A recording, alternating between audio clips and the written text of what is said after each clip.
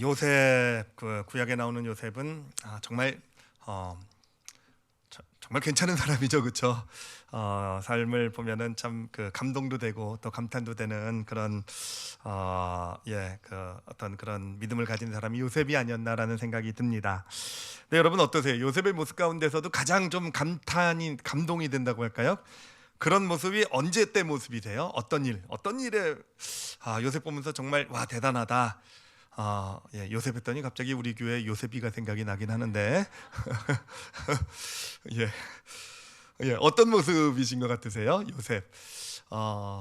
어떤 분은 그럴 것 같아요. 어떤 분은 요셉의 어떤 노예가 되고 죄수가 되었을 때에도 그렇게 흔들리지 않고 꿋꿋이 서 있는 모습이 제일 멋있게 느껴지시는 분들도 계실 것 같고요.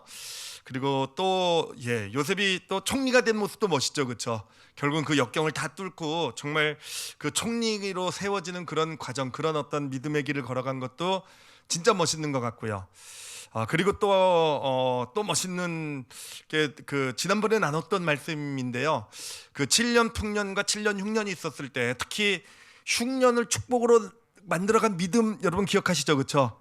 흉년을 올 때 다 무너지고 망가질 때 요셉은 그 7년 흉년을 통해서 나라의 문제를 해결해내고 그리고 정말 나라를 부강하게 세워놓는 어떤 그런 기반을 다지는 놀라운 탁월함을 발휘했잖아요, 그렇죠? 1, 2, 3번 중에 어느 게 제일 마음에 드십니까? 저는 어느 게 제일 마음에 들까요? 저는 1, 2, 3번 중에서 사실은요 4번이 제일 마음에 들어요. 4번은 아직 말씀을 안 드렸죠, 그렇죠? 바로 오늘 함께 나누려고 하는 것이 바로 이 4번입니다. 제가 제일 마음에 들었던, 정말 요셉을 생각하면은 제일 깨닫고 나서는 감동이 되고 정말 감탄이 되고 그러면서 한번 같이 나눠볼 테니까 한번 잘 들어보세요. 저는 오늘 나눈 이 말씀이 요셉의 모든 어떤 그런 하나님이 그를 진짜 사랑하고 이렇게 놀라운 축복과 지혜, 어떤 그가 믿음으로 이렇게 설 수 있는 모든 모습에 가장 근원이 되는 어떤 믿음을 보여주고 있는 그런 사건, 그런 모습 이라고 깨달음이 왔고요. 그래서 그걸 함께 나누려고 합니다. 그래서 4번이 과연 무엇인지, 여러분 목사님이 얼마나 저런 스타일, 어떤 스타일을 좋아하는구나 오늘 좀 같이 좀 깨달으시고 여러분들도 같이 은혜를 받으시기를 바랍니다. 자, 어떤 사건이냐면은요, 이제 요셉이 애굽의 총리가 됐잖아요. 그리고 이제 7년 풍년과 7년 흉년이 왔는데 7년 흉년은 애굽에만 닥친 것이 아니라 그 요셉의 가족들 이 살고 있는 그 가나안 땅, 그 야곱과 아들들이 살고 있는 그 요셉의 형 11명 또 동생도 있죠. 하여튼 그 야곱의 가족들이 살고 있는 가나안 땅에도 이제 기근이 오게 되죠. 그러면서 이제 가나안 땅에도 곡식이 다 떨어지게 되자 이제 그러니까 요셉의 형들이죠. 그 10명의 형들이 애굽 땅에 곡식을 얻으러 오게 됩니다. 그래서 곡식을 얻으러 오면서 당연히 그 곡식을 책임지고 있는 사람이 요셉인 걸 알지 못하죠, 그렇죠? 근데 요셉도 형들을 보고 자신의 신분을 밝힙니까, 안 밝힙니까? 안 밝혀요. 안 밝히고 요셉이 아닌 척, 모르는 척하고 형들에게 곡식을 이렇게 줘서 풍성히 줘서 보내게 됩니다. 도대체 왜 그랬을까 그러는 거예요. 왜 안 밝혔을까? 왜 안 밝히고 곡식을 줘서 보냈을까라는 겁니다. 그런데 여기서 이 사건에서 조금 더 이상한 부분은 뭐냐면은 그냥 보내면서 곡식을 줘서 보내면서 무슨 요구를 하게 되냐면은 다음번에 또 곡식을 얻으러 올 때는 당신들의 막내 동생을 데리고 오십시오라고 얘기를 해요. 막내 동생이 누구냐면은 바로 이 베냐민이라는 사람인데요. 이 베냐민 어떤 스토리가 있냐면은 야곱에게는 아내가 둘이 있었죠, 그렇죠? 그리고 아내 종들 둘이 더 있어서 이렇게 자녀들을 얻게 되는데, 그런데 이 아내 둘 중에서 레아하고 라헬이라는 아내인데 야곱이 진짜로 사랑했던 사람은 요 라헬이라는 아내예요. 근데 문제는 요 진짜 사랑하는 라헬이 아기를 못 낳는 겁니다. 그리고 첫째 아내하고 종들 2명의 종들이 있었는데 여기서부터 10명의 아들을 낳은 거예요. 그러다가 이 아들을 낳지 못했던 라헬이 11번째 아들을 낳게 되는데 그 11번째 아들이 누구였냐면은 요셉이었던 거예요. 요셉. 그리고 12번째 아들도 또 하나 아들을 낳게 되는데 그 아들이 누구냐? 바로 베냐민이었던 겁니다. 자, 그러면은 요셉은 누구를 사랑하겠습니까? 야곱은 누구를 총애하겠습니까? 예, 야곱은 그 총회 잘하죠, 그렇죠? 편에 잘하죠, 그렇죠? 예, 라헬이 낳은 아들들을 총회하는 겁니다. 처음에는 그 총회가 요셉을 향해 있었는데 요셉은 그 아버지 총회 받는 걸 보고 형들이 질투를 해서 애굽의 노예로 팔아버렸잖아요, 그렇죠? 그리고 아버지한테는 늑대에 물려 죽었습니다 하게 되니까 이제는 아버지 입장에서 남은 아들은 누구만 남아 있습니까? 베냐민만 남아 있는 거예요. 게다가 베냐민에게는 또 기구한 스토리가 있는데 그 엄마 라헬이 베냐민을 낳고 죽게 돼요. 예, 그러니 아버지 야곱의 입장에서는 정말 이 베냐민이 얼마나 애틋하겠습니까? 그런 아들이 바로 베냐민이에요. 그런데 요셉이 자신의 신분을 감추고 다음번에 올 때는 누구를 데리고 오라고요? 베냐민을 데리고 오라는 겁니다. 첫 번째 그 곡식으로 들어갔을 때 야곱이 베냐민은 안 보냈어요. 왜 안 보내겠습니까? 얘까지 잊어버리면 안 되니까. 요셉도 잊어버렸는데, 그러니까 베냐민은 절대로 못 데려가. 얘는 꼭 내 곁에 있어야 돼. 이랬었는데 두 번째 올 때 베냐민을 안 데리고 오면 곡식을 못 얻는다. 그런데 이제 그 가져온 곡식은 다 떨어지고 또 애굽에 가서 곡식을 얻어올 때가 됐는데 형들이 어떻습니까? 지금 큰일 난 거잖아요, 그렇죠? 베냐민을 데려가야 되는데 아버지는 죽어도 안 된다 그러지. 하여튼 뭐 절대로 안 된다는 그 야곱을 어떻게든 설득을 해가지고 이 아들들이 베냐민까지 데리고 요셉에게로 간 거예요. 요셉인지도 모르고 곡식을 달라고. 그리고 나서 일어난 사건이 바로 오늘 본문 사건입니다. 요셉이 어떤 일을 벌이냐면은요, 정말 이상한 일을 벌이죠, 그렇죠? 곡식도 주고 가져온 돈도 안 받고 돈도 자루에 다시 넣어주면서 베냐민의 자루에게만은요 자신이 귀하게 쓰던 은잔을 집어넣은 거예요. 그리고는 가라그리고 나서요 도중에 잡아가지고는요 베냐민을 뭘로 몹니까? 도둑으로 몰잖아요. 도둑으로 모르니까 넌 도둑이니까 너는 애굽의 감옥에 잡혀야 되고 너는 죽을 것이다. 그래서 이 베냐민을 감옥에 쳐 넣게 되는 거 아니겠습니까? 이게 요셉이 벌인 일이에요. 자, 그러면 여러분 이제 생각을 해봐야죠. 도대체 요셉이 왜 이런 일을 벌였을까라는 겁니다. 왜 이런 일을 했겠습니까?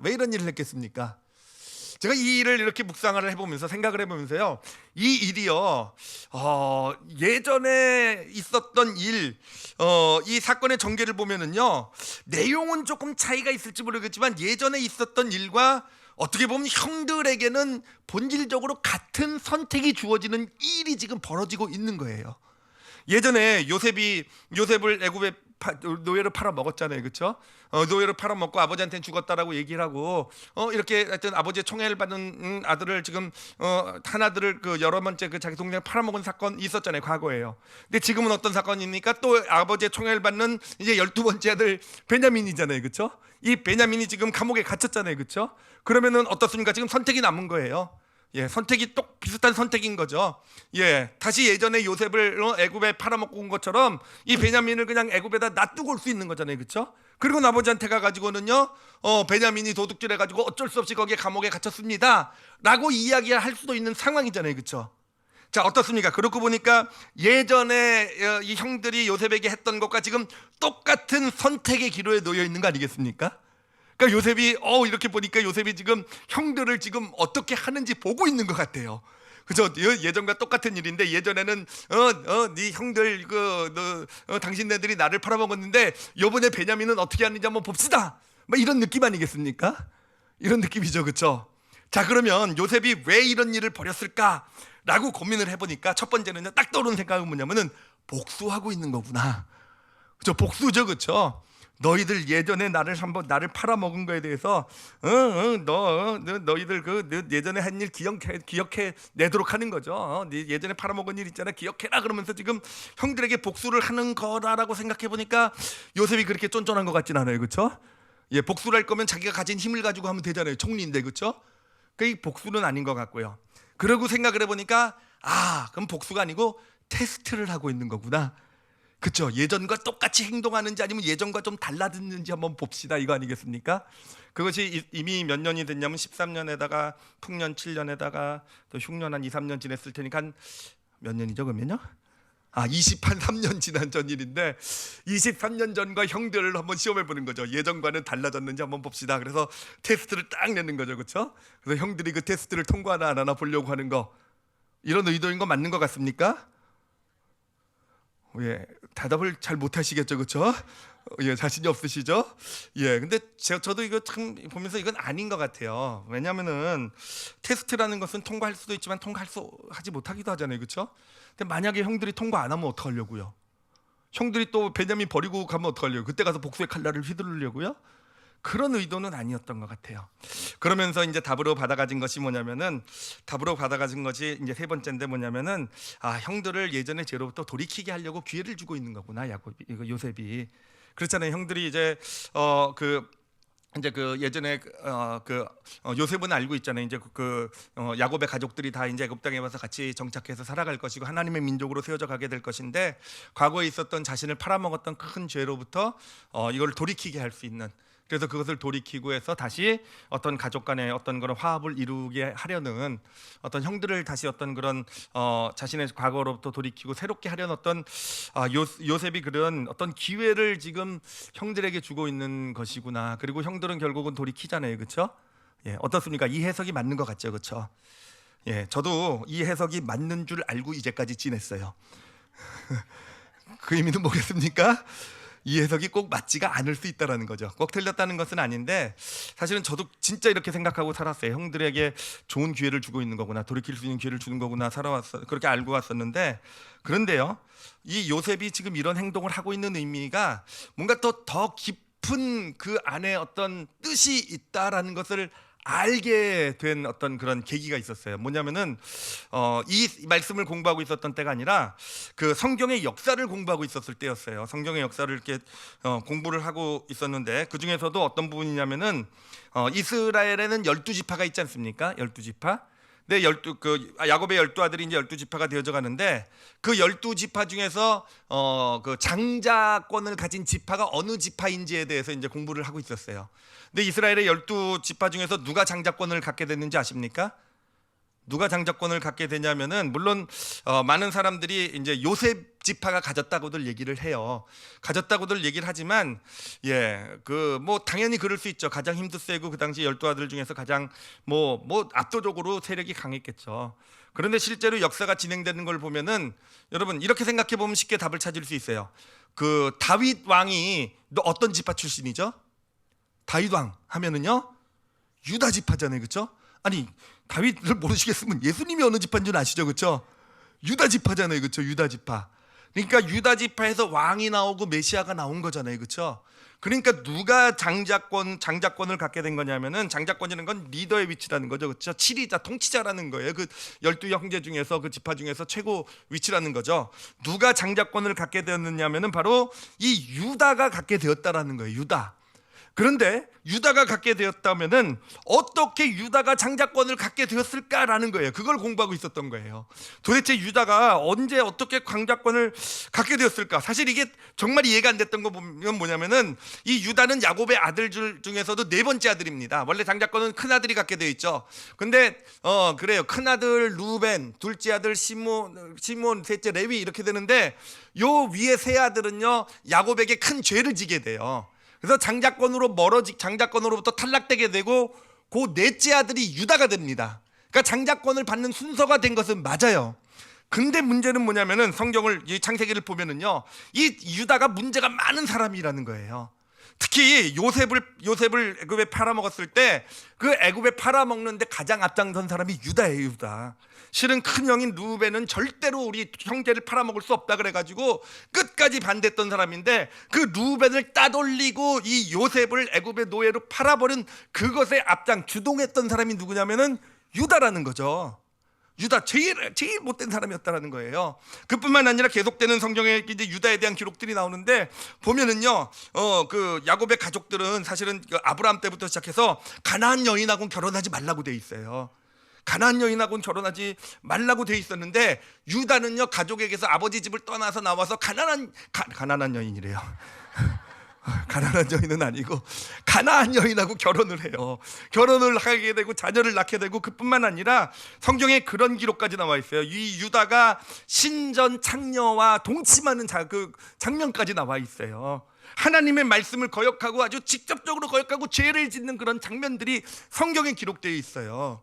다시 말하면 유다는 그렇게 형제들 중에서 누구보다도 어떤 그런 믿음적으로 도덕적으로 무너진, 그래요, 아버지로부터도 인정 못 받고 형제들로부터 전혀 장자로서 인정받지 못했던 사람이 유다라는 거예요.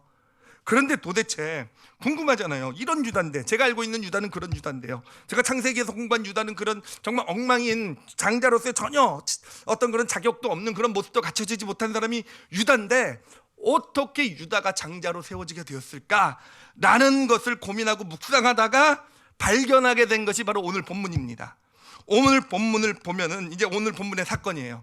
이제 베냐민이 감옥에 갇히게 되자 이제 형들이 당황하고 뭐 어떻게 해야 될지 몰라서 뭐 이렇게 당황하고 있고, 요셉은 절대로 놓아줄 수 없다고 해서 정말 궁지로 몰려가고 있고, 이제 대책이 없었을 때, 어떻게 해볼 도리가 없었을 때 마지막으로 나선 사람이 누구냐면 유다가 나서게 돼요.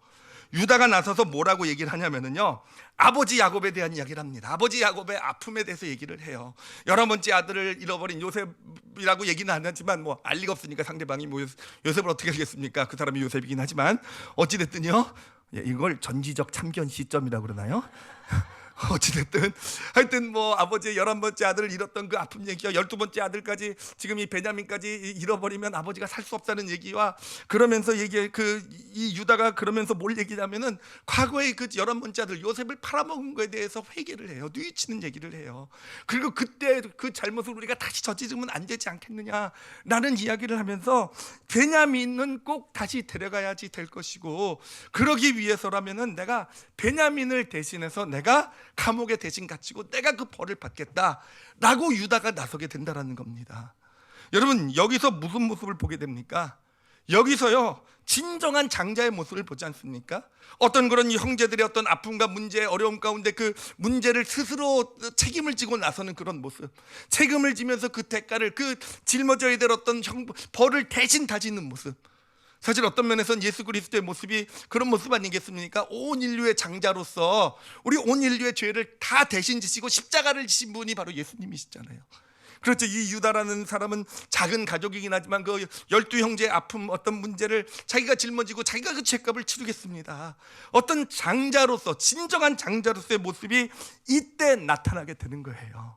요셉은 바로 그 유다의 모습을 보면서 통곡을 하면서 자신의 신분을 공개를 하게 되고요.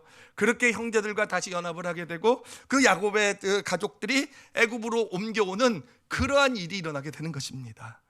이 사건을 보면서 요셉이 왜 지금 이런 일을 하고 있는가, 왜 베냐민을 가둬놓고 왜 이런 오늘 본문에 나오는 이런 일을 하고 있는 것인가에 대한 깨달음이 왔어요. 물론 형들을 돌이키게 하는 어떤 그런 과거의 죄로부터 돌이키는 어떤 그런 기회도 주고 있는 것이 맞을 수도 있지만, 요셉은 지금 더 중요하게 무엇을 하고 있는 거냐면은 유다를 장자로 세우고 있는 거예요.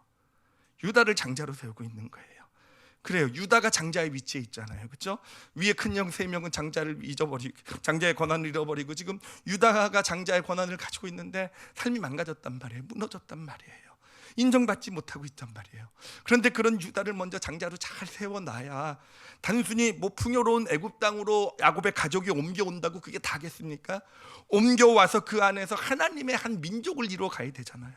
그러기 위해서는 어떤 그런 형제들 사이의 질서가 잘 잡혀야 되고, 그 질서를 잡는 데 있어서 가장 중요한 게 뭐겠습니까? 장자의 위치가 올바로 정확하게 서게 될 때 이 이스라엘 민족의 어떤 앞으로 미래가 있는 거 아니겠습니까? 이 요셉은 그것을 보면서 지금 유다를 장자로 세우는 일을 하고 있는 것이었더라고요. 그런데 이것이 정말 이런 깨달음 가운데 감탄이 되는 이유, 감동이 되는 더 큰 이유는 뭐냐면은, 여러분, 만약에 요셉이 유다를 장자로 세우지 않고 그냥 이런 사건 벌이지 않고 그냥 가만히 있었으면은요, 누가 결국 장자로 인정을 받았겠습니까? 자기라는 거예요. 요셉이라는 거예요. 누가 요셉을 따라가요? 애굽에서 지금 총리에다가 가장 강력한 세력에다가 아버지는 요셉을 사랑하고 있잖아요. 그렇죠? 형제 중에서 누가 지금 감히 요셉에게 대응해서 어떤 당연히 장자의 권리는 요셉에게로 가는 거예요. 가만히 있었으면. 그런데 요셉은요, 잘 알고 있었던 거죠. 자기가 아무리 지금 하나님의 축복을 받고 자기가 애굽의 총리가 되고 자기가 모든 권력과 힘을 가지고 있고 사람들이 다 자기가 말만 하면 다 따르고, 와 요셉, 이런 상황이 있었지만, 그는 정확히 보고 있었던 거예요. 하나님께서 장자로 세우신 질서는 누굽니까? 유다라는 거. 그러므로 유다를 장자로 세우는 그런 일을 하고 있었던 것이 바로 요셉이라는 거죠. 이 요셉의 모습에서 제가 이 사건이 저에겐 가장 감동이 되었다고, 가장 은혜가 되고 요셉의 모든 축복, 어떤 모든 믿음의 근원이 되었다고 말씀을 드렸는데요. 바로 그것이 무엇이냐면요, 요셉은요 자신의 자리를, 자신의 위치를 잘 지킬 줄 알았다라는 거예요. 그래, 사람들은요, 자신이 좀 더 높아지면은요, 조금 잘 되고 뭔가 조금 큰 성취를 이루고 좀 더 높은 위치에 올라가면요, 늘 뭘 잃어버립니까? 자신의 자리를 잃어버려요. 그래서 욕심을 내요. 특히 우리 크리스찬들에게 있어서는요, 그것이요 가장 큰, 하나님 앞에 있어서 가장 큰 타락, 정말 하나님의 마음을 실망시키는 제목이 돼요. 큰 복음의 일을 하고 높은 직분에 올라가고 많은 하나님의 일을 했을 때, 여러분 그게 누가 하신 겁니까? 하나님이 하신 거잖아요. 이분은 그렇게 고백하지만 어느샌가 그게 내가 능력이 있고 내가 잘났고 내가 잘해서 함께 생각하게 되고요. 그렇게 되니까 어떻게 됩니까? 결국은 하나님께서 정하신 자리보다 더 다른 자리, 더 많은 것을 누리고 더 내가 많은 것을 인정받고 내가 더 많은 것을 이루었다라는 그런 어떤 그 자리로 욕심을 부리는 게 우리 인간의 모습이잖아요. 그렇죠? 그럼 요셉이 정말 대단한 것은 그렇게 높은 위치에 많은 것을 누렸음에도 자신의 자리를 정확하게 지킬 줄 알았다라는 거. 그 자리를 지킨다는 의미는 그냥 소극적으로 나는 여기까지니까 이 자리를 잘 지켜야지가 아니라 하나님의 마음을 헤아려서 정말 유다라는 어떤 자신을 팔아먹은, 어떻게 보면 가장 자신을 아프게 한 형이지만 하나님의 사정, 마음을 담고 그 유다를 이 장자의 위치에 세울 수 있는, 적극적으로 자신의 자리를 지켜간 거 아니겠습니까? 이것이 바로 요셉의 정말, 저는 이게 하나님이 정말 요셉을 기뻐했던 믿음의 모습이라고 생각을 해요. 하나님은요 정말 자기 자리를 잘 지키는 하나님의 사람들을 정말 총애하세요. 축복하세요. 하나님께서 정말 마음껏 축복을 부어주세요. 이게 요셉만이 아니고요, 여러분 그 성경에 보면은 모세도 있죠. 모세는 이스라엘의 최고의 아주 위대한 지도자예요. 뭐 예수님 당시도 그렇고 지금도 그렇고 유대인들에게 있어서 모세는요 하나님 다음인 그런 사람인데, 여러분 모세가 정말 멋있었던 점이 뭔지 아십니까? 모세가 애굽에서 노예로 있었던 백성들 60만을 이끌고 그 광야로 나와서 40년을 그 광야를 통과해서 가나안 땅 앞에까지 가잖아요. 그렇죠? 근데 가나안 땅 앞에까지 딱 갔을 때 모세가 어떻게 합니까? 가나안 땅, 목표했던 땅이에요. 적과 흙이 흐른 땅이에요. 하나님의 축복이 넘치는 땅이에요. 그러면은 모세의 마음이 어떻게 습관습니까? 제가 모세였으면은요, 여기까지 이끌고 왔으니까 가나안 땅을 차지하는 것도 누가 돼야 됩니까? 이스라엘 백성들이 이끌고 가서 그 가나안 땅을 차지하고 그 축복을 누려야 되는 사람도, 그 가나안 땅을 차지한 영광도 누가 받아야 됩니까? 당연히 내가 받아야죠. 40년 동안 그렇게 고생해 왔는데, 40년 동안 정말 이스라엘 백성들, 그 말 많고 문자 많은 이스라엘 백성들 세워서 지금 이 자리까지 왔는데, 이제 바로 고지가 바로 앞인데, 바로 저기 약속의 땅이 있는데 그 땅도 그러면 내가 차지해가지고 정말 그 땅을 누리고 그 축복 가운데서 영광 받는 위치에 가서 서야 되잖아요. 그렇죠? 그렇잖아요. 근데 모세는 어떻게 합니까? 딱 그 가나안 땅 건너편에 딱 가자 무슨 일을 합니까? 여호수아를 세우는 거예요. 진짜 하나님 약속하신 가나안 땅을 세울 저것을 차지할 리더는 여호수아다. 그리고 자신은요 사라져 가잖아요. 자신은 하나님께로 돌아가잖아요. 그렇죠? 그래요. 모세가 진짜 위대한 리더, 정말 하나님께서 그를 정말 위대한 리더, 정말 거의 그 두 번째가 하면 서러운 사람이죠. 그렇게 그를 축복하시고 능력 주시고 하나님이 친구로 지내지고 가까이 하셨던 그 가장 근본적인 이유가, 모세는 자신의 자리를 잘 지킬 줄 알았다라는 거. 그거 아니겠습니까? 신약 성경에서도 보면 예수님께서 그렇게 말한 사람이 있어요. 여자가 낳은 자 중에서 이보다 큰 사람이 없느니라. 누구에게 이렇게 말했습니까? 침례 요한, 세례 요한에게요. 그렇죠? 세례 요한. 여자가 낳은 자 중에서, 여자가 낳지 않은 사람도 있습니까, 이 세상에? 그렇죠? 어찌됐든 그러니까 예수님 보시기에는요, 이 땅에 태어난 모든 사람 중에서 가장 큰 사람이 요한이라는 게 침례 요한이에요. 그렇죠? 침례 요한이라는 거예요. 그리고 성경을 보면은요, 예수님이 등장하기 전에 성경에 사복음서, 예수님을 소개하고 있는 책이 사복음서가 있잖아요. 예수님이 등장하기 전에 그 사복음서 앞에 누가 먼저 등장합니까? 예 없이 요한, 침례 요한이 등장해요. 침례 요한을 통해서 예수님이 이 땅에 드러나십니다. 정말 놀라운 사람 아니겠습니까? 놀라운 축복 아니겠습니까? 근데 왜 요셉이래요 자꾸. 왜 요한이 그렇게 놀라운 축복을 받았을까 하는 거예요. 하나님께서 왜 요한을 예수 그리스도를 이 땅에 보내는데 그렇게 정말 쓰임 받는 인물로 그 사람을 선택하고 사용하셨을까? 그 이유가요, 저는 그렇게 봐요. 이제 침례 요한이 그 예수님을 이 땅에 드러내고 이제 그 예수님의 사역을 시작하면서 침례 요한은 뭐 워낙 크게 사역하고 있었죠. 근데 그러면서 예수님의 사역도 엄청 부흥하게 됩니다. 그래서 이 침례 요한의 사역도 있고 예수님의 사역도 막 부흥한데, 이렇게 두 개가 부흥하면 사람들은 어디가 아프죠? 배가 아프잖아요, 그렇죠? 예, 이렇게 둘 다 잘 되는 꼴을 못 보니까 뭘 합니까? 꼭 하는 것이요? 두 사람들 이간질, 그렇죠? 이간질 많이 해보셨나 보네요, 그렇죠? 그렇잖아요. 누가 둘 다 잘 되면은, 하나만 잘 될 때는 어떻게든 끌어내려고 하는데 또 둘 다 잘 되면은 옳다 잘 됐다 저 사람들이 이간질 시키면 된다 이거잖아요, 그렇죠? 그래서 똑같은 일이 벌어져요. 이 종교 지도자들이 침례원에 가가지고 이간질을 합니다. 당신의 사역이 지금 점점 어려워지고 앞으로도 어려워질 건데 왜 그러는지 아느냐? 바로 당신이 침례를 줬던 저 예수라는 사람이 지금 사역을 시작하는데 당신을 쫓았던 사람들이 다 예수에게로 가고 있다, 이렇게 이간질을 해요. 여러분, 그런 얘기 들으면 마음이 어떻겠습니까? 무너지죠, 그렇죠? 정말 무너지죠. 무너져야죠. 내가 그래도 하나님께 이렇게 수고했고 하나님 원하시는 대로 이렇게 열심히 살아왔고 정말 모든 걸 다 드려서 그렇게 살아왔는데 나를 이렇게 쇠하게 만드시는 그런 하나님, 그 가운데 얼마나 마음이 힘들겠습니까? 그런데 그때 그런 이간질의 얘기를 듣고 침례 요한이 뭐라고 대답한 줄 아십니까? 그가 대답한 그 아주 유명한 말이 하나 있어요. 그가 그 사람들 앞에서 뭐라고 얘기하자면요, 나는 쇠하여야 되겠고 그는 흥하여야 하리라. 나는 쇠하여야겠고 그는 흥하여야 하리라. 정말 멋있는 고백 아니겠습니까? 침례 요한은 자신의 자리를 정말 잘 알고 있었던 거예요.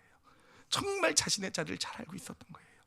그래요, 아까도 말씀드렸지만 많은 사람들이 조금만 잘 나가고 조금만 잘 되고 조금만 쓰임 받으면 어느샌가 자기의 위치를 착각하고 자리를 착각하고 욕심을 부리고 이기심을 발휘하고 내가 더 높아지고 내가 더 인정받아야 되고 내가 더 존중받아야 되고 예. 정말 성경에 나오는 인물들 중에서 결국은요, 하나님을 실망시킨 인물들은 다 그런 사람들이에요.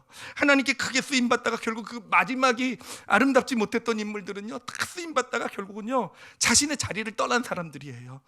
여러분, 사탄이 어떤 존재인지 아십니까? 사탄이 원래는 하나님을 찬양하는 천사였잖아요, 그렇죠? 하나님을 찬양한 천사였는데 찬양을 너무 아름답게 하니까 천사들이 막 그 천사에게 감탄하고 막 하니까 어떻게 됩니까? 결국은요 자기의 자리를 떠난 거잖아요. 자기의 자리를 떠난 게 바로 사탄이고 그 사탄을 쫓아간 무리가 악한 영들이잖아요, 그렇죠? 여러분, 하나님께서 정말 가장 기뻐하시는, 그것도 잠깐만 기뻐하시는 게 아니라 삶의 전체를 통해서 꾸준히 정말 축복하시고 사랑하는 인물은요, 하나님의 사람 어떤 사람입니까? 자기의 자리를 아는 사람이에요. 자기의 자리를 알고 자리의 자리를 정말 잘 지켜내는 사람입니다. 그런 사람을 하나님 축복하세요. 그런 사람에게 하나님의 놀라운 것들을 부어주세요. 제가 이 말씀을 준비하면서 일부 예배를 전하면서 이렇게 마음에 깨달은 게 뭐냐면은, 그래요, 하나님의 축복을 받는 비결이요, 하나님께서 놀라운 지혜도 주시고 요셉처럼 탁월함도 주시고 정말 그렇게 그를 위해서 역사도 움직이시고 정말 놀라운 일들을 많이 베푸셨잖아요. 그 비결 중에서 가장 중요한 건 뭐냐면요, 자리라는 거예요. 자리. 우리가 있어야 될 자리에 있을 때, 그러니까 하나님의 축복이 부어주시는 자리가 있는 거더라고요. 우리가 뭔가 큰 일을 하고 막 능력을 발휘하고 뭐 대단한 어떤 이런 믿음을 발휘하고, 물론 필요할지 모르겠지만 그거보다 더 중요한 근본이 되는 것은 뭐냐면, 하나님이 원하시는 그 자리, 그 위치에 가서 내가 잘 설 수 있는 것, 그 위치를 잘 지켜낼 수 있을 때 그 자리가, 하나님께서 우리가 그 자리에 서 있으면요, 내가 믿음이 좋고 내가 뭔가를 잘하고 내가가 아니라 그 자리에 서 있으면 하나님께서 우리 삶에 놀라운 축복들, 놀라운 역사들, 지혜를 부어주시고 탁월함을 주시고 하나님 역사를 움직이시고 우리를 세우시는 그런 축복이 임하게 되는 것입니다. 자, 그러면 어떻게 요셉은 그런 자기의 자리에 가서 흔들리지 않고 그렇게 설 수 있는 믿음을 가질 수 있었을까? 어떻게 그럴 수 있었을까?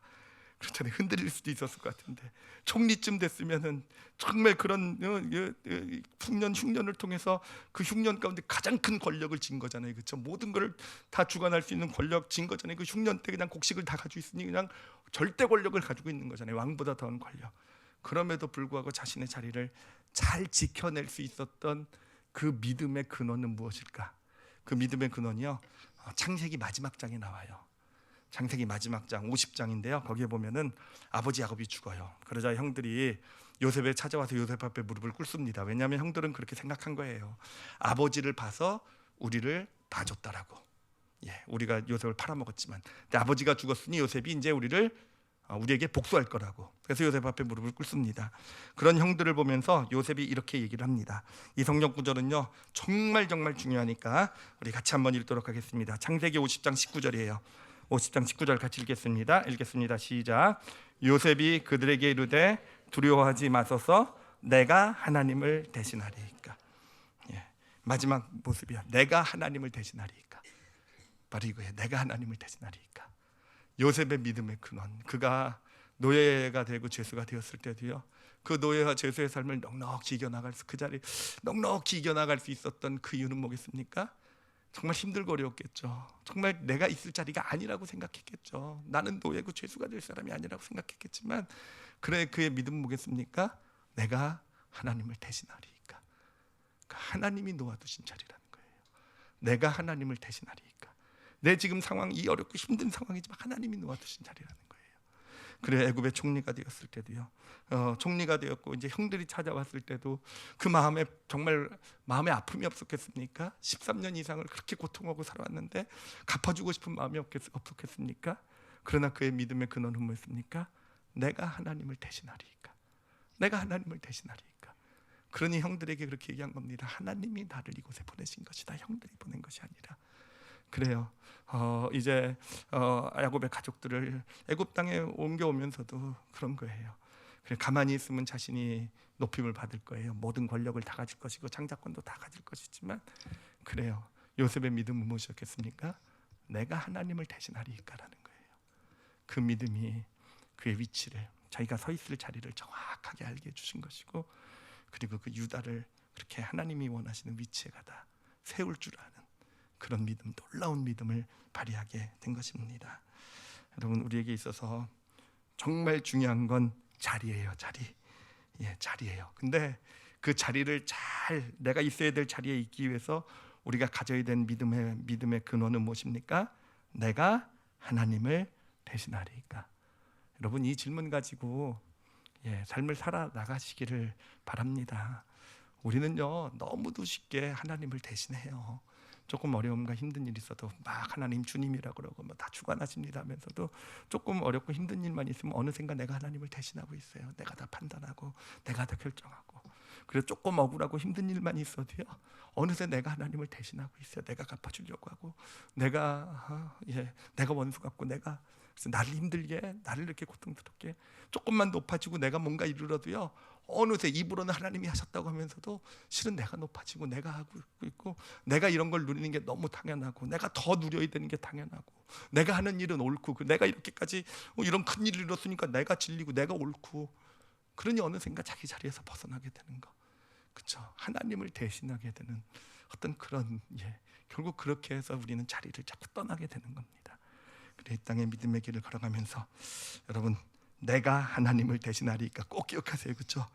꼭 기억하세요. 내가 하나님을, 정말 요셉과 같은 축복을 받길 원한다고 한다면, 어떻게 요셉은 하나님이 저렇게 축복하실까? 있는 자리마다 그냥 어디에 있든 노예든 죄수든 총리든 뭐가 되다 하여튼 있는 자리에 있을 때마다 그냥 하나님이 그냥 축복을 부어주잖아요.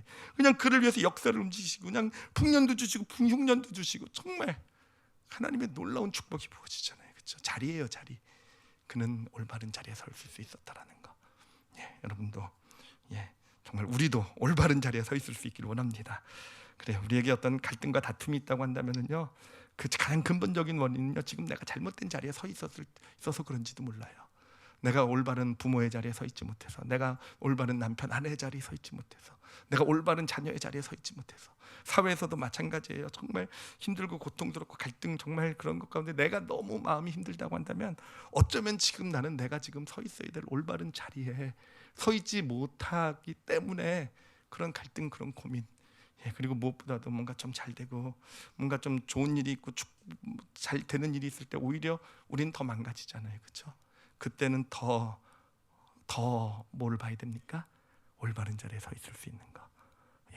정말 하나님이 축복하시는 그 자리에 가서 서실 줄 아는 저와 여러분이 되시길 바랍니다.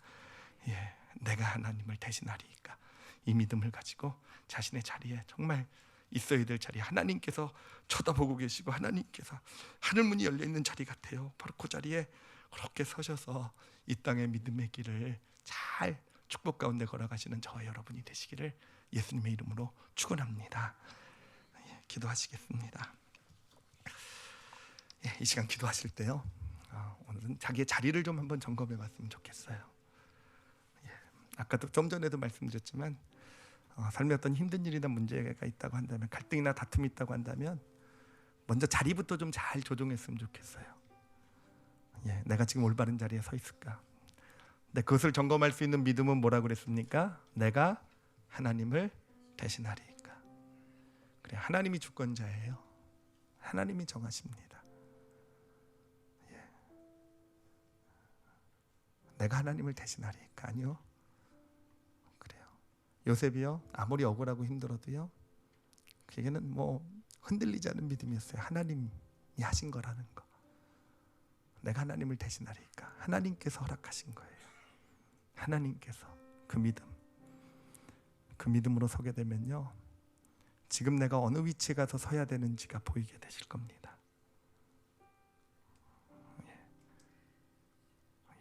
엄마로서, 아빠로서 어느 위치에 가서 서야 되는지, 아내로서, 남편으로서 여러분 한번 묵상해 보세요.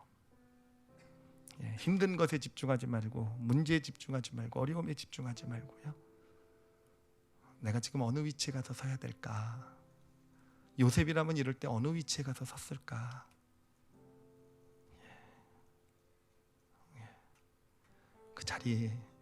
그 자리에만 잘 가서, 힘들어도 어려워도 억울해도 그 자리에서만 잘 가서 서시면요, 일들이 풀려나가기 시작할 겁니다. 요셉에게서 그랬듯이 하나님의 축복 역사가 나타나게 될 것입니다. 그 시간 기도하실 때 올바른 자리에 서겠습니다라고 고백하시고요. 그리고 구체적으로 고백하세요. 누구로서, 어떤 자로서 올바른 위치에 서겠습니다라는 거. 그리고 그런 고백도, 믿음의 고백도 드렸으면 좋겠어요. 늘 내 위치를, 내가 서야 될 자리에 가서 잘 서겠습니다라는 거. 내 자리를 벗어나지 말게 해달라는 거. 특히 뭔가 높아지고 잘 되고 내가 어떤 직분을 갖고 뭔가를 했을 때 우리는 자꾸 자리에서 벗어나려는 그런, 그게 사탄이 하는 일이잖아요. 자꾸 자리를 벗어나게 하는 거예요. 자꾸 우리를 인정받고 칭찬받고, 내가 이만큼 높아졌고, 네가 이만큼 잘하고, 네가 이만큼 이루었고, 사단 자기가 한 일이잖아요, 그렇죠? 계속 우리를 자기의 자리에서 벗어나게 해요. 자신의 자리를 잘 지키게 해주시옵소서. 내 자리에 잘 서게 해주시옵소서.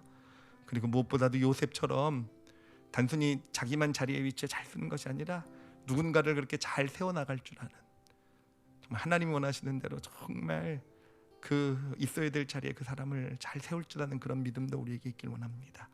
우리 다 같이 오늘 말씀 놓고요, 자유롭게 자신을 위해서, 자신의 삶을 위해서 함께 통성으로 기도하시겠습니다. 하나님 아버지 감사합니다. 아버지 하나님, 내가 하나님을 대신하리이까. 하나님, 이 믿음이, 이 고백이 요셉에게 늘 있었던 것처럼 우리의 삶 가운데서 늘 있기를 소원하며 기도합니다. 하나님, 그래서 늘 우리의 삶의 믿음의 길을 걸어가며 우리가 있어야 될 그 자리에 잘 머물러 있을 줄 아는 저희들 한 사람 한 사람 되게 하여 주시옵소서. 하나님, 지금 하나님께서 이 믿음의 고백 드릴 때 하나님께서 알려주고 계신 줄 믿습니다. 하나님, 그냥 기도하고 끝내지 말게 해주시고, 말씀 듣고 끝내지 말게 해주시고, 이제 가정에 돌아가서, 삶의 터전에 돌아가서 하나님, 단순히 물리적인 위치뿐만 아니라 삶의 위치에서 정말 서 있을 곳이 어디인지 정확히 보게 하여 주시고, 알게 하여 주시고, 그 위치에 가서 올바로 서게 하여 주시고, 그 위치에 맞는 삶을 살아내는 우리 성도들 되게 하여 주시옵소서. 하나님, 그럴 때 요셉에게 그가 노예건 죄수건 총리건 하나님, 요셉에게 부어주셨던 놀라운 축복, 하나님의 역사하심이 우리 성도들의 삶 가운데 그대로 나타나게 될 줄 믿습니다. 하나님, 우리의 믿음의 길이 끝까지 우리의 자리를 잘 지키는 길이 되길 원합니다. 특히 절대로 교만해지지 말게 해주시고, 절대로 자신의 자리를 떠난 사탄과 같은 그런, 하나님, 그런 교만으로, 이기심으로 서지 말게 하여 주시고, 하나님, 정말 하나님께서 허락하신 그 축복의 자리에 잘 머물러서 하나님 원하시는 그런 삶의 모습을 살아낼 줄 아는, 하나님, 특히 우리 주변의 사람들을 잘 세워낼 줄 아는 그런 믿음의 길 걷게 하여 주시옵소서. 아버지께 감사드리며 예수님 이름으로 기도드렸사옵나이다. 아멘.